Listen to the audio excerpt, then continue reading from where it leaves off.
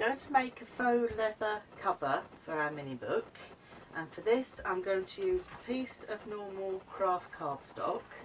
I'll just cut this down to size at the moment just to show you. You're going to need some normal glycerin. You can purchase this from a chemist. So this is just normal glycerin. It's about £1.30 I think I paid for this bottle. So you only need a tiny little bit. I don't know whether you can see what I've taken out there at all. But what I've done is I've got a squirty water bottle as well I got from the chemist. So I filled my glycerin to about there.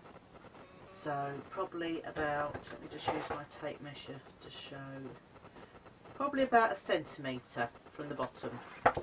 So I put about 1 centimetre at the bottom there of glycerin, and then I filled the rest up with normal cold tap water and given it a really good shake. Okay, so that's what you're going to use. That's just normal glycerin that you get from the chemist. And then I've seen this done online. Sheena Douglas did it on Create and Craft. She did a video demonstration of this, and she's also got it on a YouTube video. But I thought I'd use a cover like this for my mini book, so I thought I'd share it with you as well. So we're going to start spraying. So the first thing you're going to do is to saturate your cardstock. Now as you can see where the sticky label's been on mine, but that'll be alright because we can use the other side. Now what you're going to do is massage this glycerin water mixture into your cardstock. Now we just need to get it into the cardstock. We don't want to rub the cards so you get lots of fibres coming off the cards. You're just literally trying to rub it in to your cardstock. So not vigorously rubbing, because we don't want to take the top layer of your card off.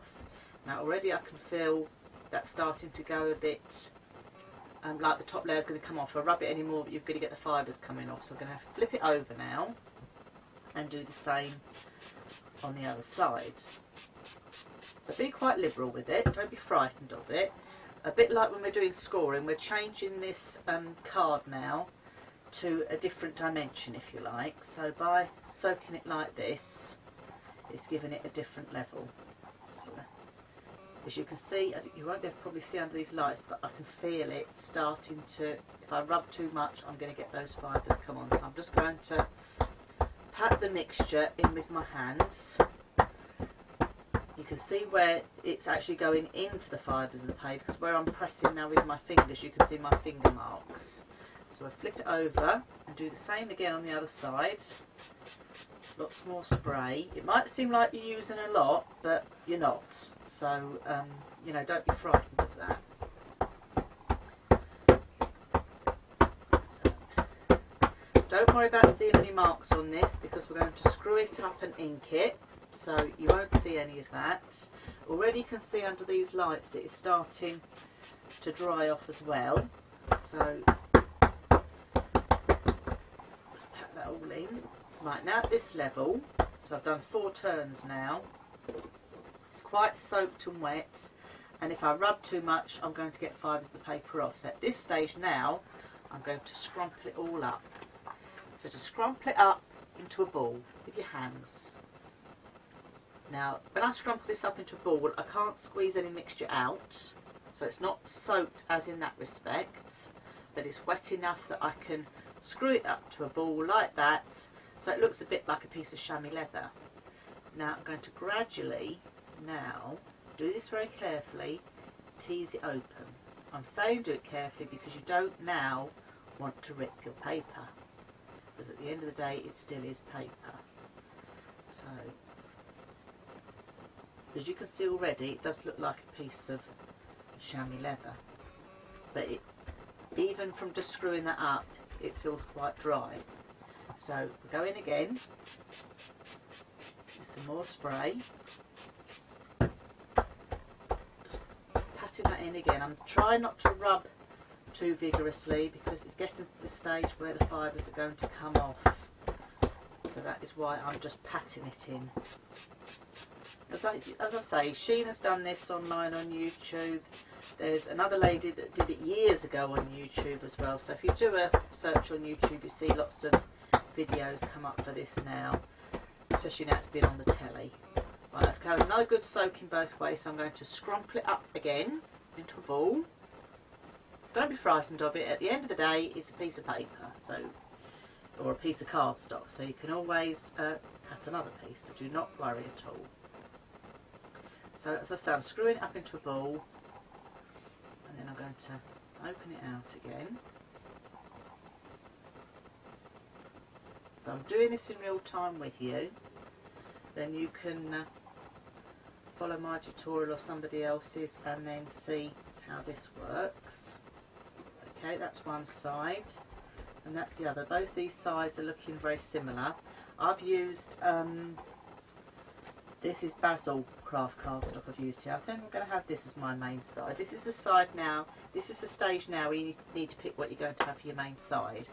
And then I've got here Tim Holtz, the Distress ink. This is Vintage Photo. So I'm just going to get my ink pad and just press it on. You can stroke it across if you like as well, like that. Don't have to be too precious with it at this stage. This is now just going to bring out parts of the paper so it looks more again like the vintage screwed up leather. You can add two different colours if you wish, your choice entirely. In fact, if I get another colour I can show you. Let me just get my box of inks up. Let's go, oh, sorry about that. Let's go for something that will complement that. Let's do a bit of tea dye in there as well, because that's very similar then. Get a bit of tea dye as well. It's not too strong. But as I say, you can use any colours. You could go blue, you could go brown, you could go green. You know, it's entirely your choice. So just bring a bit more of that on. And then again, go in with your spray. So we can dilute it down a little bit. Okay, I've got, there. I'm just going to press that in a bit more. And then I'm going to scrumple it all up again. Now when I hear it, I can now start to hear it squidging a little bit. There's no water coming out of it, but you can feel that it's squidging a bit more. It's heavier because it's full of water. So that is the stage now where I know I've got enough liquid into it. Now Sheena put hers through an embossing, one of her large embossing folders, but I'm not going to do that today. I'm going to keep mine as this sort of chamois leathered look on mine. But this is the stage now where if you wanted to put it through an embossing powder, folder, sorry, this is the stage now where you would put it through an embossing folder, but I'm not going to do that with mine. So I'm just going to add a bit more ink on, just to get a bit more textured look. I'm just dabbing it on, be quite random, you know, it's not meant to look perfect.